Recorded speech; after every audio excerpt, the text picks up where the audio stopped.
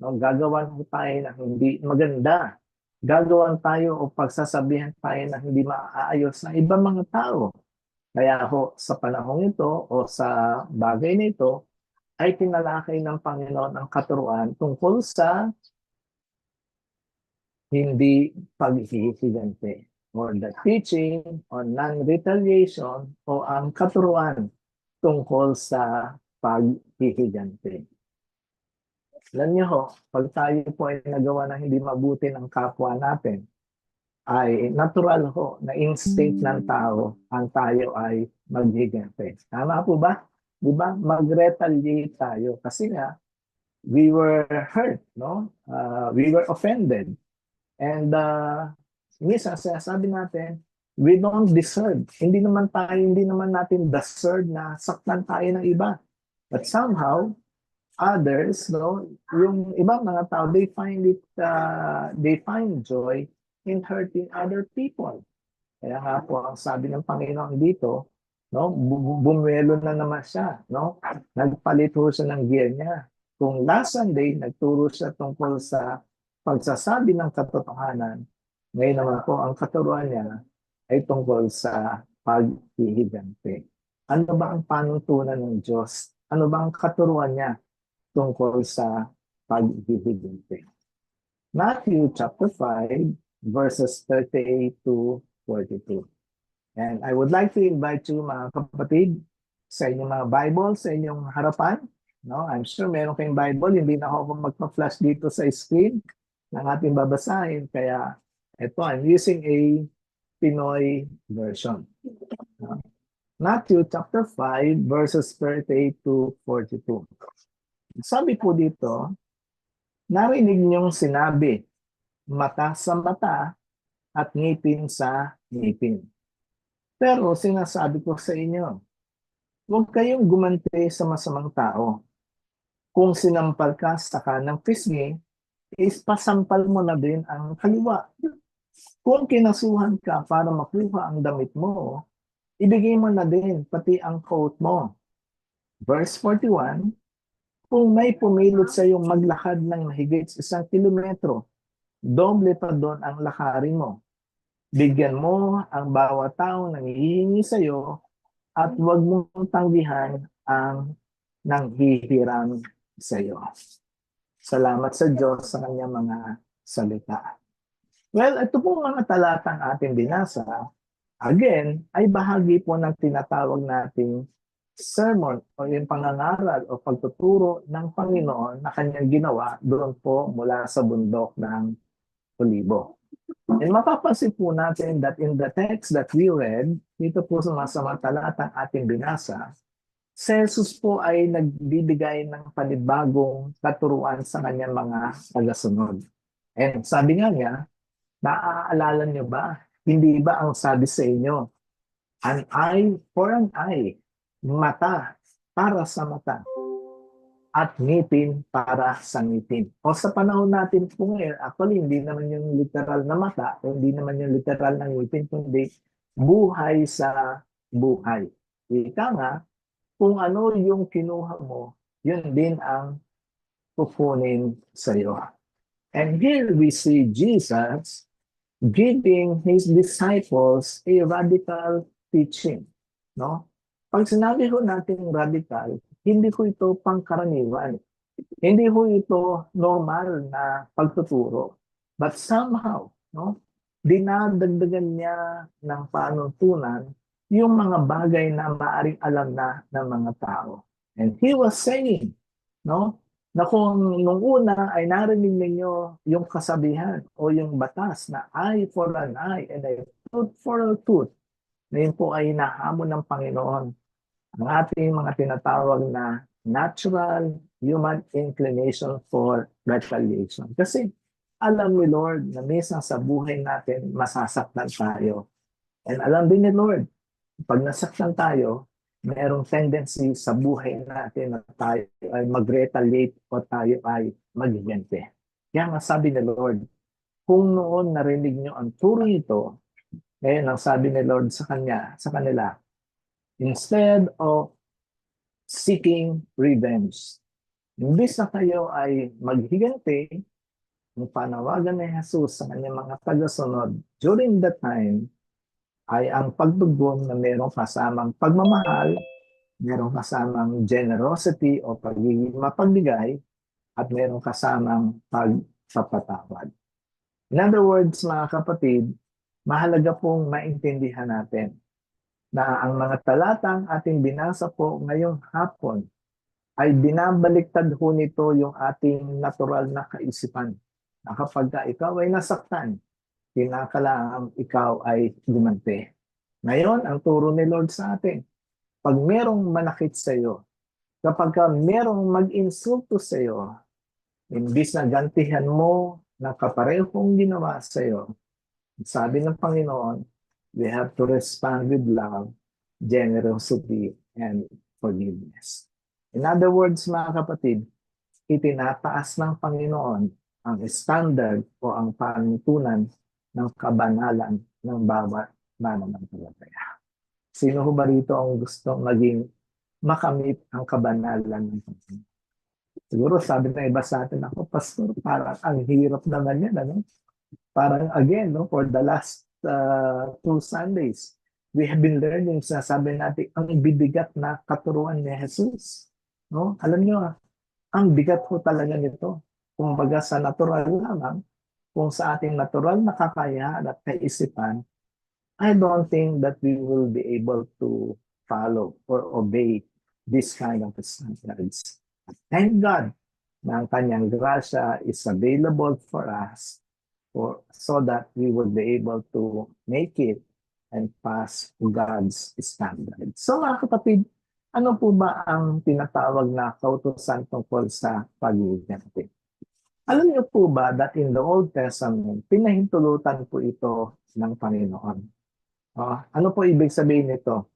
Doon po sa batas sa mga kautusan ng Old Testament, remember that during the early years of human race, wala pa pong mga tinatawag na established government during that time. That is why ang mga tao noon ay kinakailangan na sumunod ayon po doon sa kautusan that were given by God through Moses. And one of the laws, no, isa po sa mga kautusan noon, ay yung pagpapahintulot sa mga Israelita na maghiganti. Siguro sabi ng iba, sana nung na lang ako nabuhay. No? You know, alam nyo, na isa po sa mga kautusan noon na pinahintulutan ay yung kung meron na walang buhay, pwede kang maghiganti sa pamamagitan ng pagkuha ng buhay ng ibang tao na nanakit sa iyo. And ito pong klase ng practice na ito ay isa sa mga bagay na pinahintulutan ng Diyos so that people would be able to limit yung tinatawag na excessive punishment and promote justice. No? Ito'y pinahintulutan para mabigyan ng katarungan yung kasalanan o yung maling bagay na ginawa sa isang tao. And it was actually intended to ensure no, ito ho ay pinahintulutan ng Panginoon para matiyak na kung ano yung kasalanan, ito ay mabibigyan ng tamang kaparusahan. At hindi na ito lumawak pa ng lumawak. That is why in the Old Testament, an eye for an eye, a tooth for a tooth is one of the common practices that they are doing. However, ngunit, subalit, datapwat, dito po sa Sermon on the Mount, binago na ho ng Panginoon ang kautusan nito. Ano ang ginawa ng Panginoon? Itinaas niya. Binigyan niya ng panibagong pananaw ang mga tao during that time kung paano kang dapat na tumugon sa mga maling bagay na ginawa sa iyo. People might have insulted you, gumawa ng mga bagay na hindi makatarungan ang tao laban sa iyo. Ngayon tinuturo ng Panginoon, ano ba ang dapat na maging pananaw at tugon natin sa mga bagay na ito. So paano tayo bilang mga mananampalataya today, paano tayo tutugon sa mga bagay na ginagawa sa atin na hindi tama. Paano tayo tutugon kapag sinira ng mga tao ang iyong reputasyon? Paano ka tutugon if people insulted you? They damage your dignity. And people might have assaulted you. Paano tayo tutugon sa ganitong klase ng mga sitwasyon? Basically, from the verses that we read, meron pong tatlong bagay na sinasabi ang ating Panginoon. Number one, in verses 39 to 40, ang sabi niya, when people assaulted you, when people insulted you, when people do wrong things against you, sabi niya rito sa 39 to 40, turn your other cheek. Ano po sa Tagalog yan? Basahin natin. Ngunit sinasabi ko sa inyo, huwag kayong gumanti sa masamang tao. Kung sinampal ka sa kanang pisngi, ibigay mo rin sa kanya ang kaliwa. Kung isakdal kanino man upang makuha ang iyong damit, ibigay mo na ito sa kanya, pati ang iyong balabal. Grabe ho ito mga kapatid. So, ang una pong panuntunan ng Panginoon, kung paano tayo hindi dapat, ano ang dapat nating gawin bukod na upang hindi tayo makapagiganti. Ang sabi niya rito, kapag merong masamang taong gumawa na hindi maganda sa iyo, ang sabi rito, huwag kayong gumanti. Turn your other cheek. Pag sinampal ka sa kanan, ibigay mo na din yung kaliwa. Alam niyo, parang napakasimple ng mga bagay na ito. But it requires a lot from us. And so he was saying that when we are insulted and our personal dignity is assaulted, no? Hindi literal na ibigay mo yung kaliwa mo. No? Pag sinampal ka sa kanan, o ito pa kaliwa, sampalin mo pa rin. Hindi. No? Ang sinasabi lang ng Panginoon dito ay yung principle that we are to prevent, no, in the event na tayo po ay siraan, in the event na sirain ang ating dignidad o ang ating pagkatao, in order to prevent further violence, sabi niya rito, turn the other cheek instead. However, this doesn't mean na meron tayong passive acceptance lang ng lahat ng mga bagay na ginagawa sa atin. O hindi ho, ibig sabihin na lahat na lang ng ginagawa sa tatanggapin mo. But rather, we were told to exemplify the example of Jesus on the issue of non-retaliation. Na makikita po natin sa 1 Peter 2:21 to 23. So mga kapatid, isa po sa mga panuntunan that we have to do upang sa ganon, hindi tayo makapag-identity laban sa masamang bagay na ginawa sa atin. Not the literal na iharap mo yung kaliwaan mo, kundi ang sinasabi po dito sa talatang ating binasa ay sikapin natin wag nang grumabe, wag nang lumawak pa yung hindi pagkakaunawaan at kung kinakailangan magpakumbaba, magpakumbaba. Sabi ko sa 1 Peter 2:21 to 23, ang pagtitiis ng hirap ay bahagi ng pagkatawag ng Diyos sapagkat lang si Kristo ay magtiis para sa inyo. Nag-iwan siya sa inyo ng isang halimbawa na dapat lubos na tularan. Verse 22, hindi siya gumawa ng anumang kasalanan o nagsinungaling kailanman. Nang siya ay insultuhin, hindi siya gumanti ng insulto. Nang siya ay pahirapan, hindi siya nagbanta. Sa halip, ipinaubaya niya ang lahat sa Diyos na makatarungan kung humato. So makita po natin dito mga kapatid na kung minsan sa buhay natin ay natural lamang na tumanggap tayo ng mga bagay that we are being insulted. Natural lamang na tayo ay makatanggap ng mga bagay na kung minsan inisip natin, hindi natin deserve. Pero sabi po rito sa talatang binasa natin, si Jesus nga, wala siyang ginawa na masama. Wala siyang ginawang anumang kasalanan o nagsinungaling kailanman. Ano po ang ginawa niya? Hindi siya gumanti ng insulto nang siya ay pahirapan. Hindi siya nagbanta. Sa halip, pinaubayan niya ang lahat sa Diyos na makatarungan kung humusga. So mga kapatid, if people offended you, if people got hurt you, at sinasabi po ng Bible sa atin, imbis na gumunti, ibigay mo na lang yung kabilang listening. So ito po isa sa mga bagay that we have to do so that we will be able to avoid yung tinatawag na retaliation. Pangalawa po na sinabi niya rito, sa mga susunod na talata na makikita po natin, pangalawang panuntunan na dapat natin gawin is for us to go to the extra mile. No, lagpasan pa daw natin yung ginagawa natin o yung kaya natin. Sa verse 41, kung pipilitin ka ng isang kawal na pasanin ang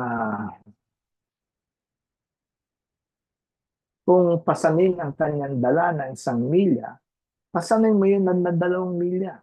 If a soldier demands you that carry his gear for 1 mile, carry it 2 miles. Alam niyo, nung ginagawa ko, inisip ko, ano kinarawan ng mga tao during that time? Sino ba itong kawal na ito, itong sundalo na ito? Alam niyo po, during that time ng mga Israelita po ay, during the time of Jesus, ang bansang Israel po ay nasasakop ng mga Romano. So dahil sila po ay occupied by the Roman government, so in other words, ang nasa kapangyarihan, ang nasa kapamahalaan, those who are in authority, were actually the soldiers, the Roman soldiers. And it is a normal scene, no, during that time, na yung mga sundalo ho, they can actually compel, no, the people, the Israelites, para dalhin. No, siguro nabibigatan sila sa mga backpack nila o yung mga sandata nila. So they would normally ask people, dalhin mo nga to, samahan mo ako buhatin ito. And most likely, no, ang bawat lakarin po nila o bawat paglalakbay nila, tumatagal po ng 1 milya o about 1.5 kilometers. Ang sabi po ni Lord dito, kung papabuhatin ka ng 1 milya, sabi ni Lord, gawin mong 2 milya. Ibig sabihin, doblehin mo yung effort mo. Doblehin mo yung kakayahan na pwede mong gawin. In other words, as an application sa panahon natin ngayon, when we are to do sacrifice, kapag kinakailangan tayong magsakripisyo and that we have to do something for others, sabi po ng Panginoon, we need to go beyond what is required from us. Kung may mga bagay po sa buhay natin na we are compelled to do. No? Hindi man tayo sabihan, but the situation demands that we have to do something. And sinasabi ho dito ng Panginoon sa atin, we have to go an extra mile. Huwag kang makontento doon sa kaya mo lang. Huwag kang makontento doon sa madali lang. Kinakailangan kung ano yung kaya mo, higitan mo pa. You must be willing to go an extra mile. At sa pamamagitan nito, ay maipapakita natin ang ating kabaitan, ang ating kakayahan para maglingkod sa iba, even under compulsion. In other words, ang talata pong ito ay nagtuturo sa atin ang mga mananampalataya. Ang bawat tagasunod ni Kristo ay dapat handang maglaan ng kanilang buhay para sa paglilingkod sa ibang mga tao. Ngayon po ba? No, wag daw tayong makontento lang kung ano yung kaya natin. Parang isip natin, hanggang dito lang ako. We have to go an extra mile. And thirdly, ang sabi ng Panginoon, dito po sa talatang sa verse 42, we have to learn how to give generously to those in need. Ano po sabi sa talatang 42? Sige po, basahin nga natin ang 42. Ang sabi po dito, bigyan mo ang nanghihingi sa iyo at huwag mong tanggihan ang nanghihingi sa iyo. Sa Ingles, give to those who ask and don't turn away from those who want to borrow. Alam nyo, parang ang simple ho nito, no? Pero minsan kahit sa kultura natin sa Pilipino, di ba? Parang ang hirap nito. But this is one of the virtues that we also have to develop sa ating mga buhay. O bilang mga mananampalataya na kinakalasikapin natin na makapamuhay ng merong generosity sa ating mga buhay. At ang sabi rito, don't turn away from those who want to love. Well, mga kapatid, hindi ibig sabihin nito, pipila kayo sa akin, no?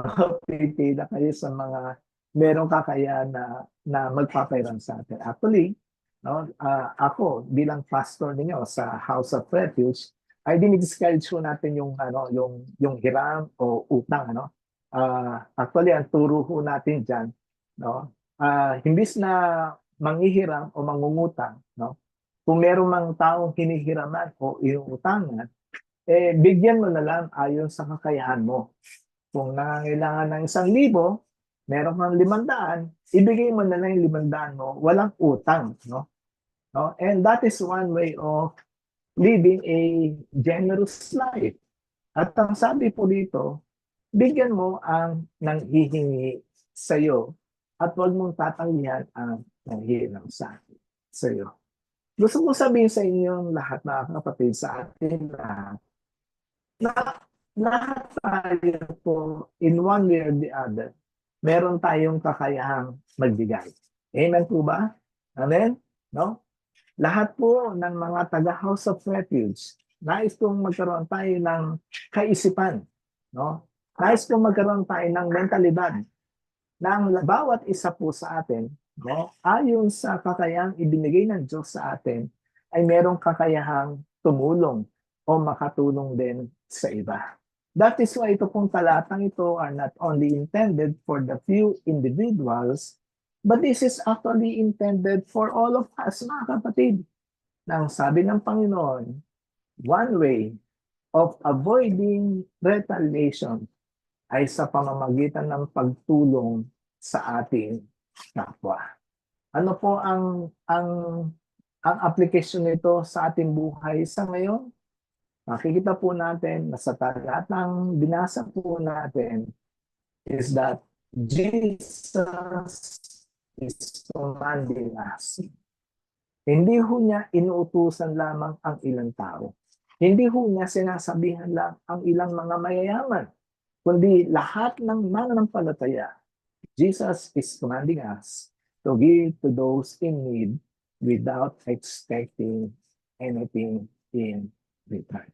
Amen po ba, mga kapatid? No?